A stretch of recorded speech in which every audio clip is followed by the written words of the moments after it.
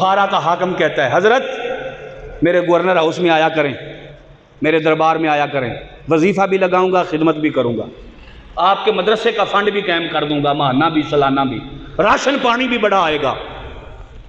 ہزاروں کی تعداد میں تو اس وقت تھے آپ کے شاگرد جو آپ سے درس حدیث لینے کے لیے آتے تھے، جہاں پر آپ کا درس ہوا کرتا تھا لوگ چھتوں پہ بیٹھ کے سنتے تھے، مکانوں میں جگہ نہیں پوری آتی تھی، اتنا مجمع اس دور کے اندر امام بخاری کے مجمع میں موجود ہوتا تھا، اتنی دنیا ہوتی تھی۔ کہا حضرت اتنے سارے لوگ آتے ہیں بیچارے لنگر پانی کیے بغیر ہی واپس چلے جاتے ہیں، ہم سے ذرا تعامل رکھیں نا، تعلق رکھیں، ہم سے ذرا سلام دعا بنا کے رکھیں تو کوئی مسئلہ ہی نہیں ہے، لنگر پانی یہ سارے کام ہمارے ذمہ، خدمت کریں گے، نذرانے دیں گے، سب کچھ ہوگا، سب کچھ چلے گا، تو اس کے بدلے فقط اتنا تھوڑا وقت دیا کریں، ہمارے پاس تشریف لایا کریں۔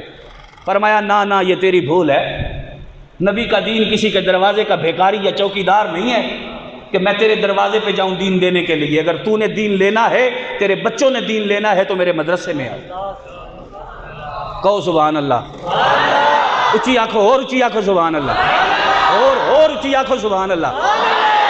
فرمایا میرے نبی کا دین تیرے دروازے کا چوکیدار یا بھیکاری نہیں ہے کہ تیرے دروازے پہ جا کے بھیک مانگے، فرمایا یہ رسول اللہ کا دین ہے، اگر تو نے دین لینا ہے، تو نے دین پڑھنا ہے، بچوں کو دین پڑھانا ہے، میرے مدرسے میں بھیج، میری مسجد میں بھیج، میرے مکان میں بھیج، میرے مدرسے میں غریب امیر کی تمیز کوئی نہیں ہے، یہاں جس صف پہ گورنر کا بیٹا بیٹھ کے پڑھے گا اسی صف پہ غلام کا بیٹا بیٹھ کے پڑھے گا، یہاں جس صف پہ بادشاہ کا بیٹا بیٹھ کے پڑھے گا اسی صف پہ ایک بیکاری کا بیٹا بیٹھ کے پڑھے گا، یہاں جو لنگر پانی ایک شہنشاہ کا بیٹا کھائے گا وہی لنگر پانی عام غریب آدمی کا بیٹا بھی کھائے گا۔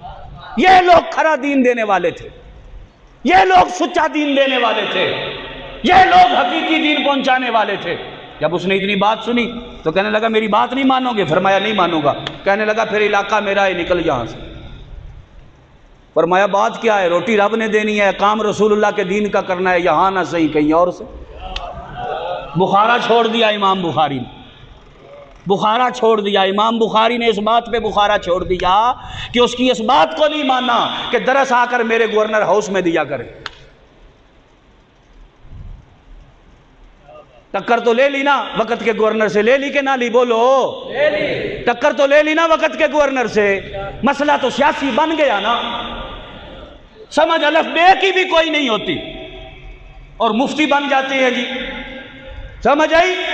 استنجا کے مسئلے کی سمجھ کوئی نہیں ہوتی، فتوے علماء پہ لگانے شروع کر دیتے ہیں۔ امام بخاری سے سیاسی مسئلہ بن گیا، فرمایا نہیں آؤں، کہنے لگا علاقہ چھوڑ دو، یہاں داخل نہیں ہو سکتے۔ فرمایا کوئی بات نہیں، رسول اللہ کا دین دینا ہے، کہیں اور چلے جائیں گے۔ آپ چلے گئے وہاں، بخارا چھوڑ دیا۔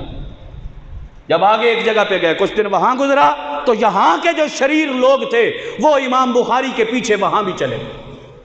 جب وہاں آپ کے پیچھے چلے گئے وہاں بھی انہوں نے یہ شر پھیلانا شروع کر دیا۔ جب وہاں بھی شر پھیلا تو امام بخاری اپنے گھوڑے پہ سوار ہوئے، وہاں سے نکلنے لگے، لوگ آپ کے گھوڑے کے آگے لیٹ گئے۔ کہا حضرت نہیں جانے دیں گے، اتنا قیمتی آدمی نہیں جانے دیں گے، نہیں جانے دیں گے۔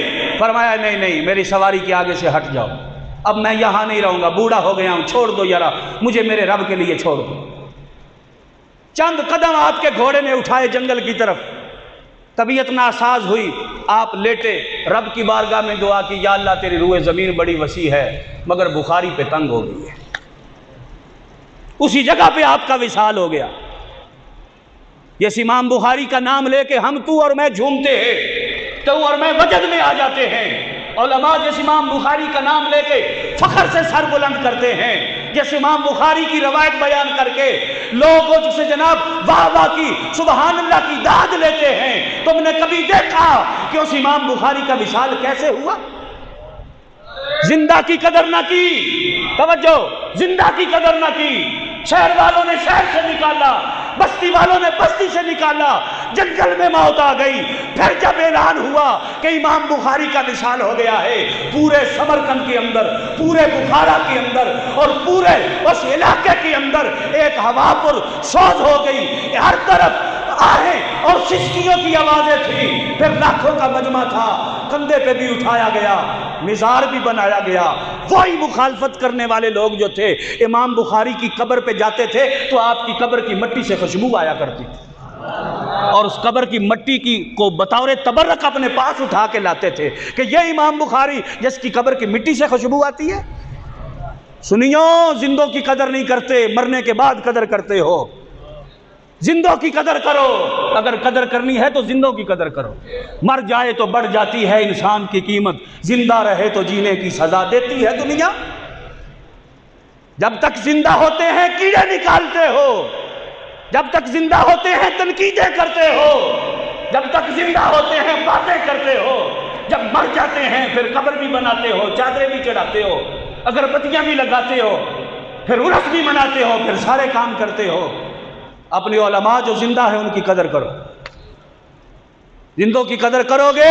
اللہ کے محبوب نے فرمایا جس نے عالم کی قدر کی ایسی ہے جیسے اس نے میری قدر کی۔